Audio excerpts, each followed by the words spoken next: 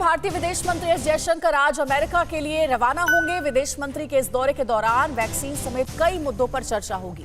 पहले ये रिपोर्ट देखिए। हर एक राज्य में कोरोना पर लगाम लगाने के उपाय अब कारगर। विदेश मंत्री एस जयशंकर अपने 5 दिन के दौरे के दौरान वैक्सीन समेत कई मुद्दों पर चर्चा करेंगे। साथ ही पड़ोसी देशों में ज्यादा से ज्यादा वैक्सीन की सप्लाई के लिए भी अमेरिका से बातचीत करेंगे। विदेश मंत्री एस जयशंकर 24 से 28 मई तक अमेरिका की यात्रा पर रहेंगे। न्यूयॉर्क में संयुक्त राष्ट्र महासचिव से भी मुलाकात की संभावना। अमेरिकी विदेश मंत्री से भी एस जयशंकर चर्चा करेंगे। अमेरिकी कैबिनेट सदस्यों से भी विदेश मंत्री चर्चा करेंगे। खबर है कि एस जयशंकर अमेरिका की वैक्सीन निर्माता कंपनियों और शीर्ष अधिकारियों से भारत में वैक्सीन की सप्लाई को लेकर बातचीत करेंगे। जानकारी के मुताबिक विदेश मंत्री अपनी यात्रा के दौरान भारत और अमेरिका के बीच आर्थिक एवं कोविड-19 महामारी से जुड़े सहयोग को लेकर कारोबारी मंचों से भी संवाद करेंगे। विदेश मंत्री के अमेरिका दौरे से पहले ही विदेश मंत्रालय ने टीकों की खरीद के बारे में संकेत दिए थे और कहा था कि टीके की खरीद और उसकी संभावनाओं के बारे में बातचीत जारी है। इससे पहले बांग्लादेश के विदेश मंत्री ए.के. अब्दुल मोमिन ने भारतीय विदेश मंत्री एस जयशंकर से वैक्सीन की सप्लाई के लिए अमेरिका से बातचीत करने का आग्रह किया था।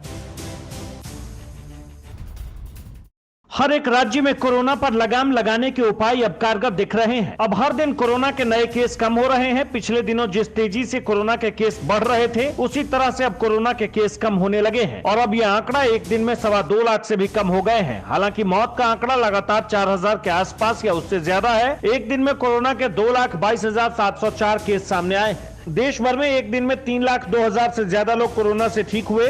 कोरोना की वजह से एक दिन में 4400 से ज्यादा मौतें हुई है। एक दिन में महाराष्ट्र में सबसे ज्यादा मौत हुई है। महाराष्ट्र में 24 घंटे में कोरोना से 1320 लोगों की जान गई है। दूसरी ओर देश के कई राज्यों में हर दिन कोरोना के केस काफी तेजी से कम हो रहे हैं। महाराष्ट्र से लेकर दिल्ली और यूपी में भी हर दिन नए केस कम हो रहे हैं। हालांकि दक्षिण के राज्यों में नए केसों की संख्या कम नहीं हो रही। तमिलनाडु में एक दिन में 35,483 नए केस सामने आए हैं। केरल में पिछले 24 घंटे में 25,000 से ज्यादा कोरोना के केस मिले हैं। अभी भी कई राज्यों में कोरोना को लेकर सख्ती बरती जा रही है और लोगों को बेवजह घर से बाहर निकलने से रोका जा रहा है। कई राज्यों में लॉकडाउन का असर देखने को मिला है और कोरोना के केस काफी कम हुए हैं।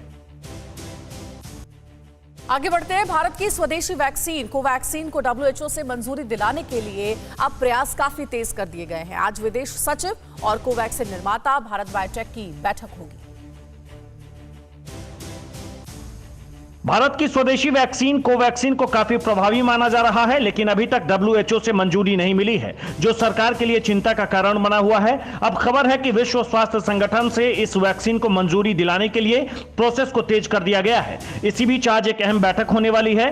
सूत्रों के हवाले से खबर है कि विदेश सचिव और भारत बायोटेक के बीच बैठक होने वाली है। वैक्सीन के लिए WHO की मंजूरी की प्रक्रिया में तेजी लाने पर चर्चा होगी। खबर है कि भारत बायोटेक से और डेटा मांग सकता है WHO।